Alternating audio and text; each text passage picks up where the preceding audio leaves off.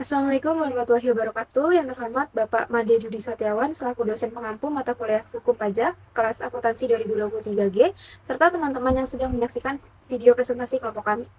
Kami dari kelompok 5 kelas akuntansi 2023G kali ini akan mempresentasikan tentang peradilan dalam hukum pajak. Sebelumnya, izinkan kelompok kami memperkenalkan diri. Perkenalkan, saya Dinovia Syafitri dengan NIM terakhir 143 dan rekan-rekan saya yaitu Sabrina Haning Larasati dengan NIM terakhir 135, Winda Nurhamidah dengan NIM terakhir 175, Widya Kusuma Putri dengan NIM terakhir 192, dan Iva Mutia dengan NIM terakhir 202. Untuk pemaparan materi pertama akan dipaparkan oleh rekan saya. Peradilan dalam hukum administrasi terkait dengan hukum pajak merujuk pada proses penyelesaian sengketa yang melibatkan penerapan hukum administrasi terhadap masalah-masalah pajak antara wajib pajak dan otoritas pajak yang biasanya diberlakukan oleh badan-badan administratif pajak seperti Direktorat Jenderal Pajak. Di bawah hukum administrasi pajak terdapat serangkaian prosedur dan aturan yang mengatur bagaimana sengketa pajak harus ditangani dan diselesaikan. Selanjutnya, analisis peradilan dalam hukum administrasi terkait hukum pajak. Yang pertama, pengadilan administrasi. Di Indonesia, terdapat pengadilan administrasi yang memiliki yurisdiksi khusus dalam menangani sengketa terkait administrasi publik, termasuk masalah pajak yang biasanya diatur oleh hukum administrasi negara dan hukum perpajakan. Yang kedua, pengadilan tingkat pertama. Kasus-kasus pajak biasanya dimulai di pengadilan administrasi tingkat pertama. Pengadilan ini bertugas untuk menyelesaikan sengketa antara wajib pajak dan otoritas pajak dengan menerapkan hukum administrasi yang relevan. Yang ketiga, prinsip-prinsip hukum administrasi. Sistem peradilan dalam hukum administrasi terkait hukum pajak biasanya didasarkan pada prinsip-prinsip hukum administrasi, seperti keadilan prosedural, transparansi, dan kepastian hukum. Pengadilan harus memastikan bahwa prosesnya adil bagi semua pihak yang terlibat dan bahwa keputusan yang diambil didasarkan pada fakta dan hukum yang relevan. Yang keempat, putusan pengadilan. Pengadilan administrasi pajak biasanya akan mengeluarkan putusan yang dapat menguntungkan salah satu pihak yang bersengketa, yaitu wajib pajak atau otoritas pajak. Putusan ini dapat berupa pembebasan pajak, penurunan jumlah pajak yang harus dibayar, atau penegakan kewajiban pajak. Dan yang kelima adalah upaya banding. Baik wajib pajak maupun otoritas pajak memiliki hak untuk mengajukan banding terhadap putusan pengadilan administrasi pajak ke tingkat banding yang lebih tinggi, seperti pengadilan tinggi tata usaha negara. Proses banding ini memungkinkan pihak yang bersengketa untuk memperjuangkan haknya lebih lanjut. Peradilan dalam hukum administrasi terkait hukum pajak memainkan peran penting dalam menyelesaikan sengketa antara wajib pajak dan otoritas pajak dengan cara yang adil sesuai dengan hukum yang berlaku. Hal ini memberikan perlindungan hukum kepada wajib pajak dan juga memastikan penerimaan pajak yang adil dan efisien bagi negara. Sebelumnya, terima kasih atas waktu yang telah diberikan kepada saya. Di sini saya akan menjelaskan tentang poin 5.2 yaitu hukum pidana. Dalam bidang hukum, istilah yang akan sangat sering ditemui adalah pidana. Melansir dari KBBI, arti dari pidana adalah kejahatan yang bisa berupa pembunuhan, perampokan, korupsi, dan lain sebagainya. Pidana ini bisa terjadi pada banyak hal, termasuk dalam bidang perpajakan. Pidana pajak adalah kegiatan memberikan data atau informasi dalam bidang perpajakan yang isinya tidak sesuai dengan keadaan sebenarnya dalam bidang pajak. Dapat diambil contoh bahwa kegiatan pidana pajak merupakan kegiatan melanggar hukum perpajakan seperti memberikan informasi pada saat penyampaian SPT pajak dengan isi yang tidak sesuai, sehingga antara data pada SPT dan keadaan beban pajak yang dimiliki oleh wajib pajak tidak balance. Dari informasi ini dapat disimpulkan bahwa pengertian pidana pajak merupakan pengenaan sanksi yang dibebankan kepada semua pihak dalam bidang perpajakan dan terbukti melakukan tindak pidana pajak. Dasar hukum yang digunakan dalam penyelesaian tindak pidana dalam bidang perpajakan adalah Undang-Undang Nomor 6 Tahun 1983 tentang Ketentuan Umum dan Tata Cara Perpajakan dan Perubahannya. Selain itu, norma tindak pidana di bidang perpajakan juga mencakup ketentuan yang dimuat dalam KUHP dan peraturan perundang-undangan lainnya. Subjek yang dikenakan ancaman pidana di bidang perpajakan diantaranya yang pertama, wajib pajak, yaitu orang-orang yang membayar pajak. Yang kedua, petugas pajak. Dan yang ketiga, pihak ketiga terkait yang dilakukan sebelum, pada saat, dan setelah terjadinya tindakan pidana perpajakan. Contohnya seperti sebuah perusahaan yang menghitung PPh pegawainya. Terdapat dua alasan kenapa ada aturan mengenai sanksi pidana pajak ini, sebab ketentuan mengenai sanksi ini dibuat dengan beberapa tujuan yang berfungsi untuk berbagai hal, yaitu yang pertama berfungsi sebagai supaya wajib pajak, petugas pajak maupun pejabat pajak orang ketiga dalam bidang perpajakan memiliki aturan yang mengikat dan kuat. Dan yang kedua, memiliki fungsi untuk membuat wajib pajak, petugas pajak, dan pejabat pajak beserta pihak ketiga pajak memiliki ketentuan yang berfungsi untuk mengatur dan dipatuhi oleh pihak terkait. Dan yang ketiga, agar memberikan efek jerah kepada wajib pajak, petugas pajak, maupun pihak ketiga yang melakukan pelanggaran dalam bidang perpajakan. Bagaimana sih cara tahu telah terjadinya tindakan pidana perpajakan? Untuk dapat mengetahui adanya suatu tindakan pidana perpajakan, perlu dilakukan yang namanya pemeriksaan pajak. Gunanya untuk mencari, mengumpulkan, mengolah data, dan tujuan lainnya dalam rangka melaksanakan ketentuan peraturan perundang-undangan perpajakan. Pemeriksaan pajak akan dilakukan oleh penyidik pejabat pegawai negeri sipil atau bisa disebut PPNS di lingkungan Ditjen Pajak atau tenaga ahli yang ditunjuk oleh Ditjen Pajak yang diberi wewenang atau tanggung jawab. Melalui pemeriksaan pajak ini, salah satunya adalah untuk menguji kepatuhan pemenuhan kewajiban perpajakan dalam rangka memberikan kepastian hukum, keadilan, dan pembinaan terhadap wajib pajak. Sedangkan dalam prosesnya terdapat beberapa hal yang menyebabkan seseorang tersebut dapat dikenakan sanksi pidana pajak. Pada dasarnya, sanksi ini dapat muncul karena adanya dakwaan terhadap tindak penggelapan pajak. Sedangkan di Indonesia sendiri, sanksi mengenai pidana pajak ini dapat muncul disebabkan oleh beberapa hal berikut, yaitu yang pertama, wajib pajak tidak melakukan penyampaian pajak secara benar atau sesuai dengan keadaan sebenarnya. Hal ini bisa juga saat wajib pajak dengan sengaja memasukkan SPT saat menyampaikan kepada Direktorat Jenderal Pajak. Dan yang kedua, wajib pajak secara sadar dan sengaja memangkir dari kewajibannya melakukan pelaporan SPT pajak. Dan yang ketiga, wajib pajak menolak ketika petugas pajak hendak melakukan agenda pemeriksaan pajak. Dan yang keempat, wajib pajak maupun pihak ketiga telah terbukti tidak melakukan penyelenggaraan pembukuan pajak dengan benar. Nah, ini ada contoh kasus pidana pajak yang pernah terjadi dalam bidang perpajakan Indonesia. Yang pertama adalah putusan pengadilan tentang kasus pidana pajak yang menjerat pengusaha berasal dari Sumbawa.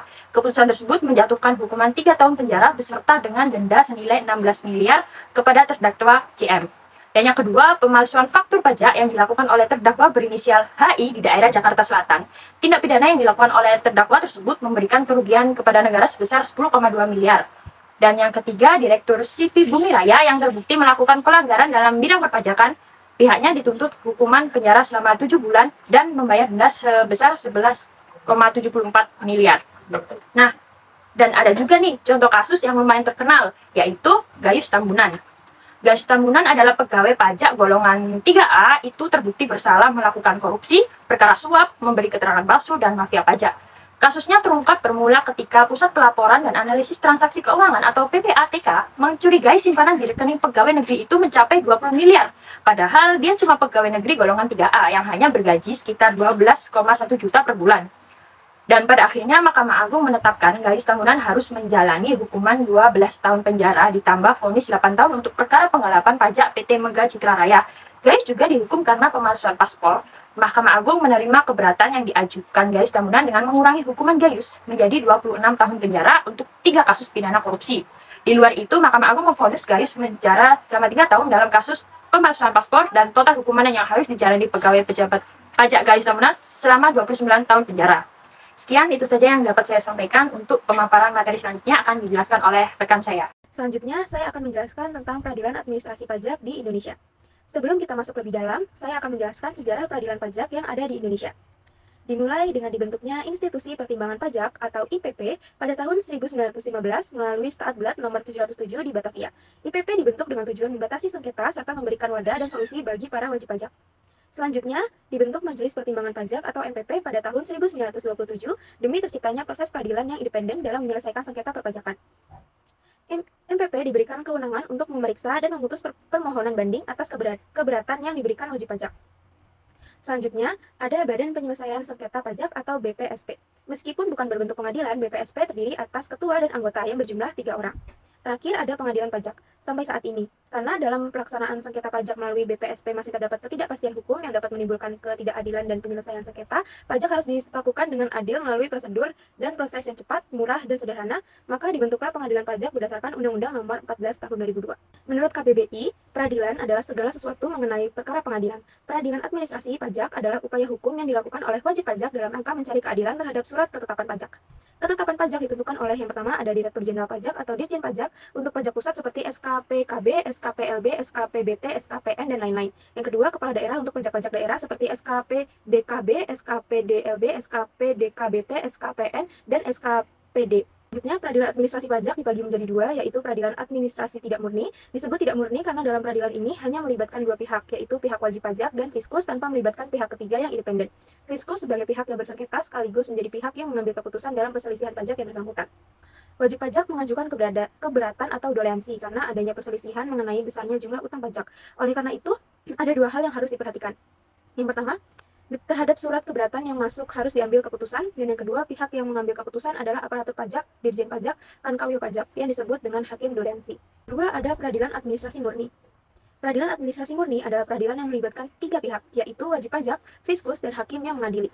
Wajib pajak dan fiskus adalah pihak yang bersengketa, sedangkan hakim atau majelis hakim adalah pihak yang akan memutuskan sengketa tersebut. Nah, saya akan menjelaskan tentang kedudukan pengadilan pajak dalam sistem peradilan.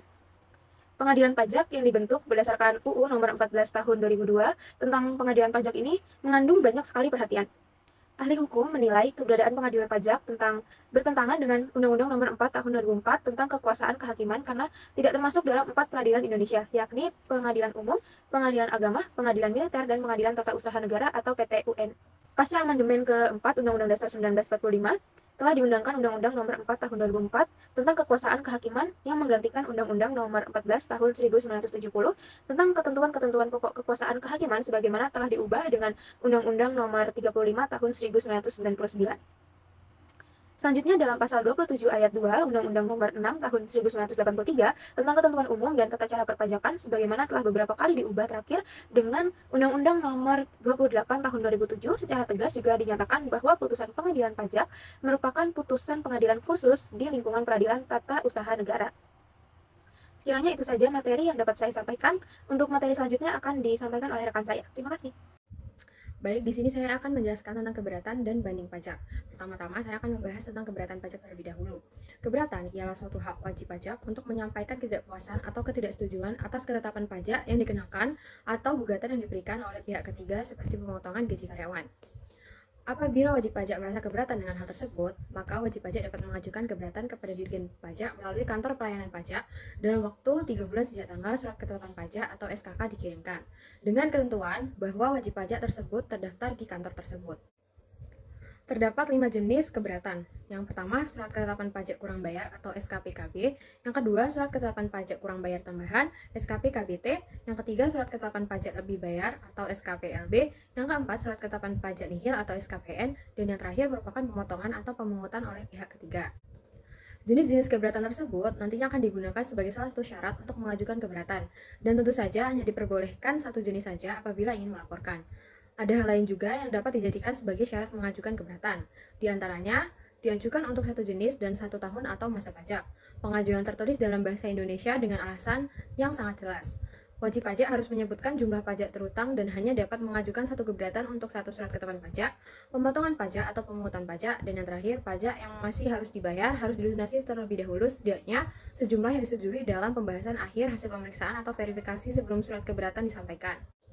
Yang kedua, di sini saya akan membahas tentang banding pajak. Banding pajak merupakan upaya hukum yang dapat dilakukan oleh wajib pajak atau penanggung pajak terhadap suatu keputusan yang dapat diajukan banding. Apabila wajib pajak merasa belum puas dengan keputusan yang dikeluarkan oleh Direktorat Jenderal Pajak atas keberatan yang telah dilaporkan, maka wajib pajak dapat melakukan permohonan banding. Hasil dari putusan pengadilan pajak nantinya akan diberikan paling lama 12 bulan sejak surat banding diterima. Namun, apabila ingin mencabut banding tersebut, dapat dilakukan pencabutan banding melalui surat pernyataan kepada pengadilan pajak. Jika surat pernyataan tersebut diajukan sebelum sidang, ketua dapat menetapkan pencabutan. Sedangkan jika diajukan dalam sidang dengan persetujuan terbanding, maka majelis atau hakim tunggal dapat menghapus banding. Setelah pencabutan melalui penetapan atau putusan, banding tersebut tidak dapat diajukan kembali. Peninjauan kembali adalah upaya hukum yang dapat diambil oleh wajib pajak apabila tidak menerima putusan banding terkait sanksi administrasi pajak. Permohonan dapat diajukan dalam jangka waktu 3 bulan sejak diketahuinya kebohongan atau tipu muslihat, bukti-bukti baru ataupun sejak putusan dikirim. Apabila dalam hal putusan peninjauan kembali menyebabkan pajak yang masih dibayar bertambah, maka dikenai sanksi administrasi berupa denda 60% dari jumlah pajak yang diputuskan, dikurangi dengan pajak yang telah dibayar sebelum mengajukan keberatan. Ketentuan permohonan peninjauan kembali. 1. Permohonan hanya dapat diajukan 1 kali kepada Mahkamah Agung melalui pengadilan pajak. 2. Permohonan tidak akan menangguhkan atau menghentikan pelaksanaan putusan pengadilan pajak. 3. Permohonan dapat dicabut sebelum putusan dan tidak dapat diajukan kembali. 4. Permohonan hanya dilakukan berdasarkan alasan-alasan tertentu. Itu saja materi yang dapat kelompok kami sampaikan. Apabila ada kekurangan atau kesalahan dalam tutur kata maupun perbuatan, mohon maaf. Terima kasih. Wassalamualaikum warahmatullahi wabarakatuh.